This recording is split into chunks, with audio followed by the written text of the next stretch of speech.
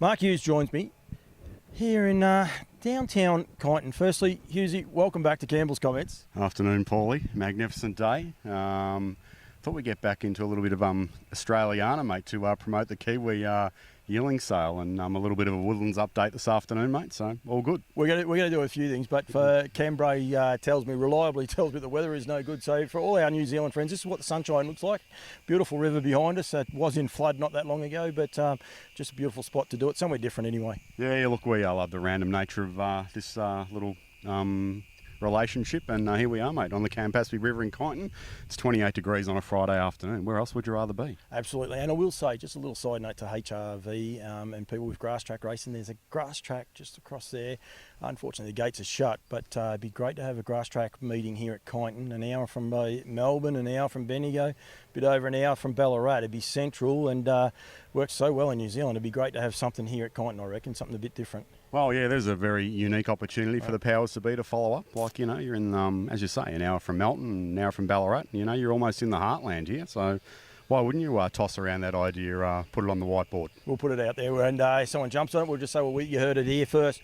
Hughesy, we've got to do a few things. A little bit of a recap on the year. Firstly, something that we didn't say in the green room, but congratulations with Bettor's Delight. It's a unique stat that he's the leading sire via stake money in 4 countries in the 1 year. I reckon that's unique in itself. The fact that he's done it 5 times is just amazing, isn't it? Yeah, look, we often say there are no words to describe what he has done over the journey, and obviously continues to do. At either end, at the 2-year-old end, at the Elite Grand Circuit end, at the big end of town in North America, and just consistently as a racehorse anywhere. The longevity for his product is quite amazing. And he's continued on this year, last year he'll be the leading 3-year-old sire in Australia. He'll get the award there, and he's a leading all-age sire here as well.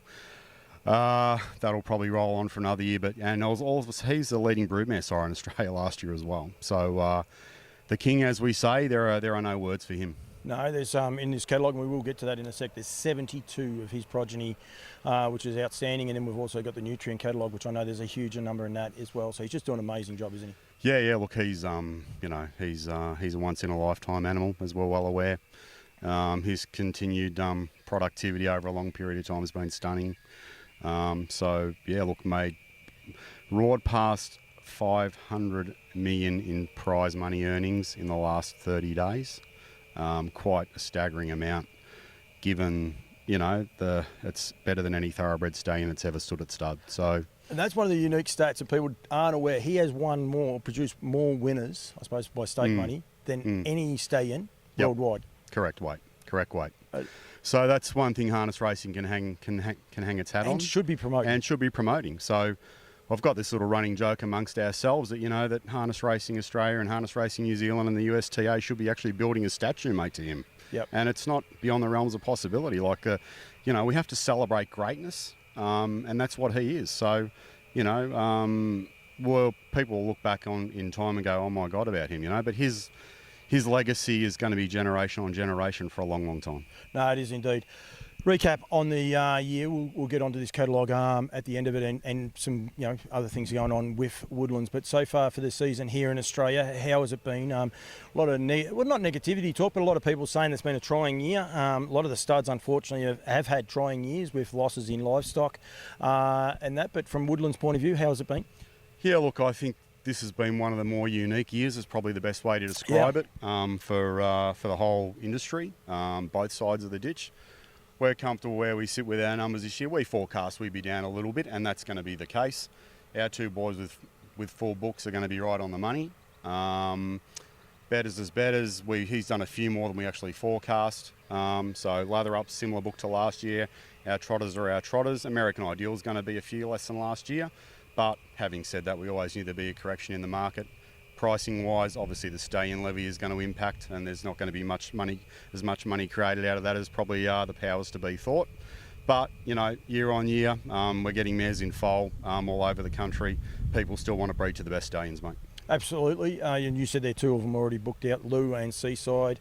Yep. Some talk losery booked out next year as well. Yeah, look, Lou's well in the 140 mares already for next year. I can comfortably say that by the end of February he'll be done. Then it'll be waitlist. Seaside's got 130 for next year as well. So let's just understand, and I spoke about this last year as well, that those two horses now, their books will be done before the season begins, and probably in February or March of this year. So that's where breeders have to be with these emerging, and Lou's not a great sire yet, but he's well on the way, and his popularity's massive, and Seaside's a rock star in North America, and there's no doubt that's going to equate down here. Your association with Lower Long Farms and the two stallions, Lather Up and American Ideal, both standing there, plus having the seamen coming backwards and forwards. You formed a great relationship with Joel, whose last name just lost me. I was going to say Fowler. Yeah, correct. What? It is, yeah, Joel Fowler. And I know he's been super well received. He's very, very accommodating. He's terrific to look after people as best as he has been. How's that been for you guys? Yeah, look, it's just been an absolute breath of fresh air. It's been very, very successful. First, I'll start with Leanne Grayling, who's flown the seamen backward and forward Monday, Wednesday and Friday from Auckland to Melbourne and return on our behalf, and obviously on the behalf of Lower Long, Cobbity and Alabar. The process has been seamless. There's been the odd hitch, as you would expect. We're talking about airlines in 2022, 2023, but so far as the service has been, it's been first class. No fuss, no drama. Everything's been solvable, and that's what we love about the beauty of this new relationship. And then, tacking forward to Joel, mate, the industry loves Joel. He's been terrific. And as I said, for those who thought it wasn't going to work, well, it's worked. And we thank Joel and Leanne for their work this season. We've got 4 collects to go. Happy to say there was one lovely post put out by Jamie Lee King. I think I'm not sure if it was a miscalculation or whatever, but they needed I'm pretty sure it was a betters. Yep. And Joel, on an off day, just shouldered it across there to make sure the deal got done. Yeah, and that's what it's all about. We're about working with people. We're not there to work against you. That's what the majority of the industry should be doing. Yeah, and that mare, Carol's Ideal, I think is in folder betters. So there you go. Was worth that extra trip, So yeah, that's what we aim to do, mate. We're aiming to, collectively bring everybody together and work together. That's what Campbell's Comments is trying to do as well. Bring the industry together, also promote the industry and grow it, and show people that there are better ways of doing things as well. And that's what, Woodlands, I love my association with Woodlands. It's been, pretty much since Campbell's Comments inception, actually, and it continues to grow. So I actually do really enjoy that part of it. Going forward next year, I'm not going to ask about new season sires or things along those lines, but they're not off the radar for you guys? No, look, everything's always on the table. We'll sit down and dust ourselves off after the sales in February and have a bit of a break, and then the planning starts for the following season. We're very open-minded about what we can do. We also understand that they've got to be the right horses, mate. We just don't want to take anything off the shelf, mate. That's easy to do. Yep. Making stallion books are hard, and I'm pretty sure I know there are a couple of new farms that are working their butts off at the moment trying to make a stallion, and it's hard work. It is very, very hard work. Making stallions, coming up now to yearling sales. The first yearling sale is going to be the NZB sale, yep, which starts on the 19th of February. There's also the race series, so I'm actually going to be there. I know you're going to be there, but the race series is on the 17th. It starts, so don't just say, righty, I'll get there on the 18th. Get there the night before the NZB race, and everyone will be there. I'm pretty sure, no, it's not Roe Cup, that's the weanling time, but it's a good race meeting. That's on the Friday. Saturday, inspection days, and then it's all systems go from there with NZB the 19th through the 22nd at Christchurch. Yep. Keep saying it. These are, you need to go there to inspect good horses, but you also need to go there to rub shoulders with the right people. Yeah, look, the reality is that, the sale in Auckland is the preeminent sale in the Southern Hemisphere.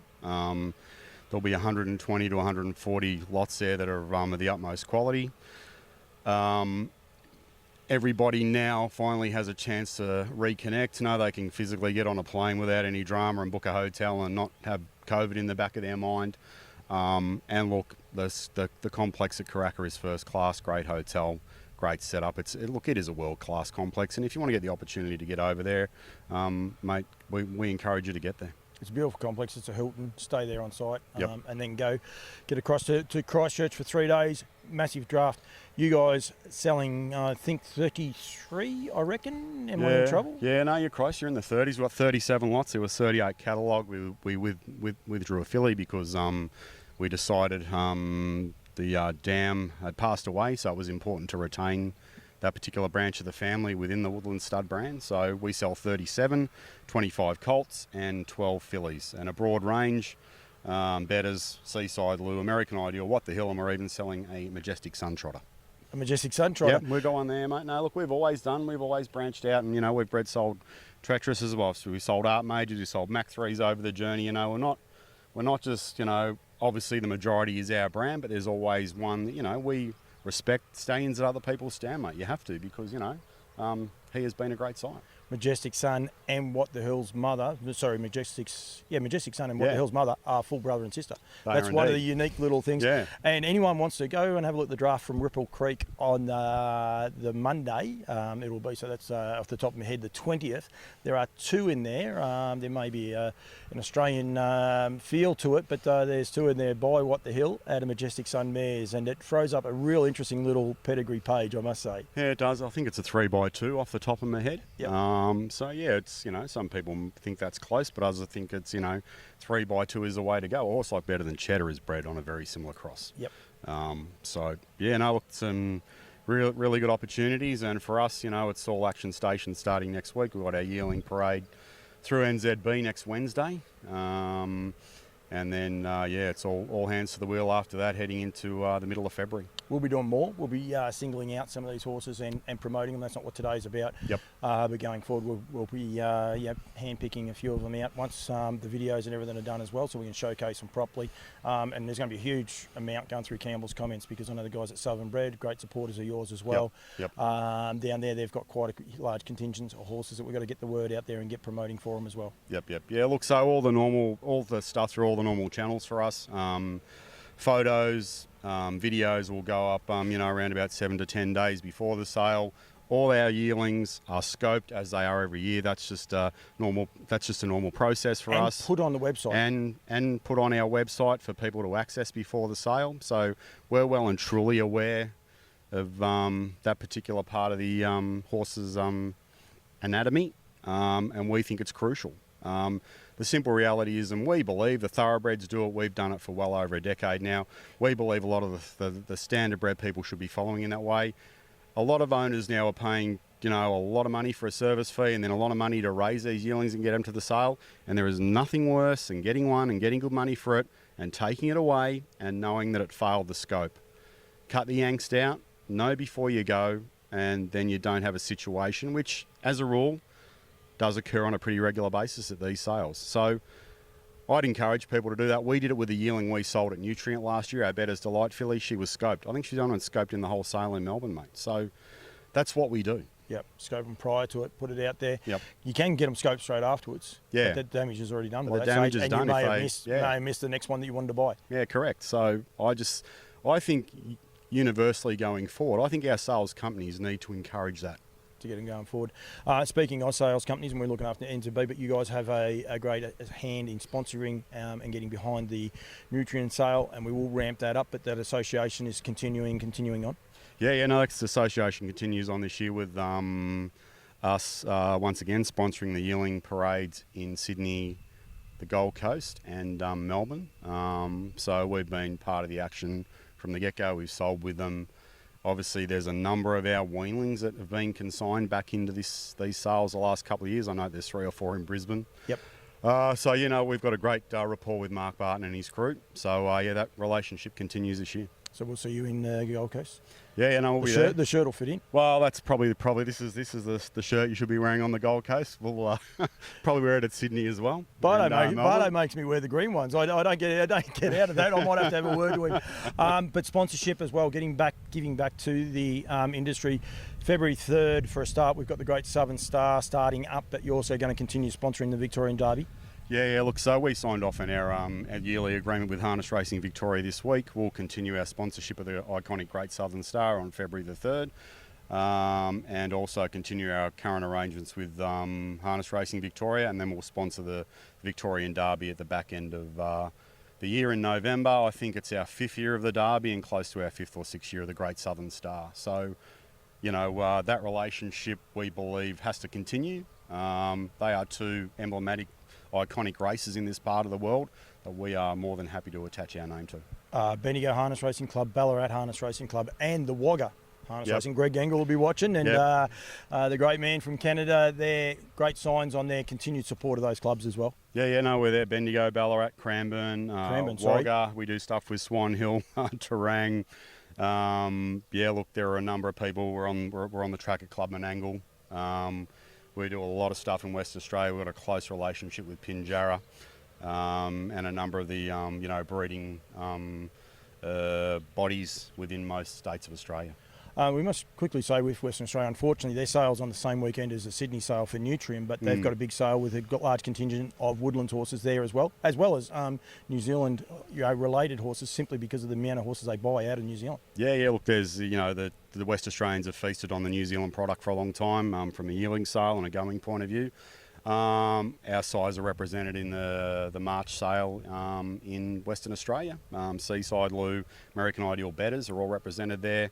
The West Australians have always been major and very big supporters of our stallions. Any truth to the matter that they're saying there's not enough Loos over there, is that right? Well, there's not enough Loos in a lot of places, particularly in Australia. And look, it's an old chestnut of mine and as of ours. The simple reality is that Lou would have bred somewhere close to, if he had the opportunity this year, 225 to 250 mares.